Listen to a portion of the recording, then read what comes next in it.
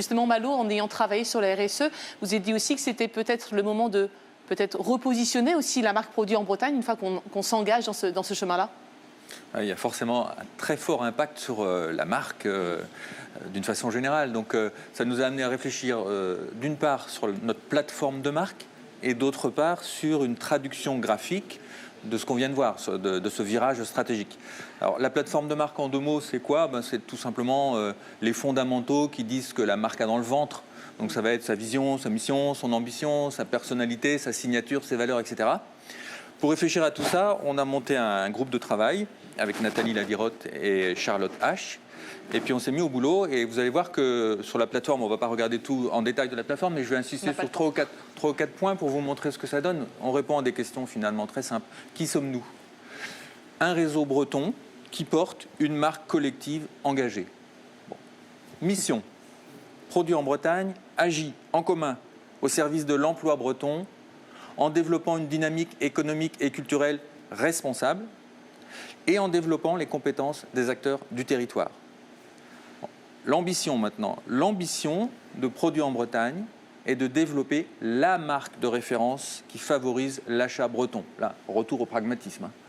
Et les valeurs: engagement, solidarité, pragmatisme, collectif, ouverture. Voilà, c'est un avant-goût très rapide de ce qu'on peut vous dire là-dessus. Et c'est donc à partir de cette plateforme que vous avez décidé de revoir l'organisation de vos marques et la façon d'intégrer votre nouveau label RSE? C'est ça. Et pour nous aider, on a demandé à 3 agences membres de Produits en Bretagne de nous accompagner dans la réflexion. On a conclu finalement et continué avec l'agence Pudding Créatif. Et on a réfléchi sur l'architecture de marque d'une part et sur des éléments de langage qui vont permettre de bien parler des valeurs de nos marques. Voilà. Alors, le premier dossier, si on peut parler comme ça, le sommet, c'était de nous créer notre signe RSE. Puisqu'on crée Bretagne 26 000, ça ressemble à quoi? Vous l'avez aperçu dans le motion design tout à l'heure, mais on va le revoir un petit peu plus en détail maintenant.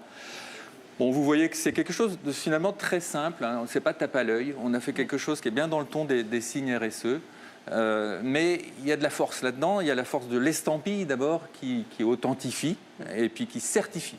C'est une certification, là. On va vers une certification. Et quand on regarde les constituants, il y a des mots-clés. Il y a le mot RSE qui permet de savoir de quoi on parle. Il y a le chiffre 26 000 qui se réfère effectivement à la norme internationale ISO 26 000. C'est notre référentiel de base. Et il y a le mot Bretagne qui indique bien qu'on est sur un label RSE territorial. C'est une innovation en tant que telle. Alors, à travers Bretagne 26 000, on veut marquer aussi que notre réseau, Produits en Bretagne, il est leader, il est pionnier dans le domaine de la RSE. Il a envie d'emmener la Bretagne vers la RSE. Pour l'utilisation de ce logo, label, les entreprises qui pourront l'utiliser sont seulement les entreprises qui ont été au bout de la 3e étape, si vous avez bien compris. Hein. Donc là, les 3 étapes, on est vraiment dans l'horizon 26 000.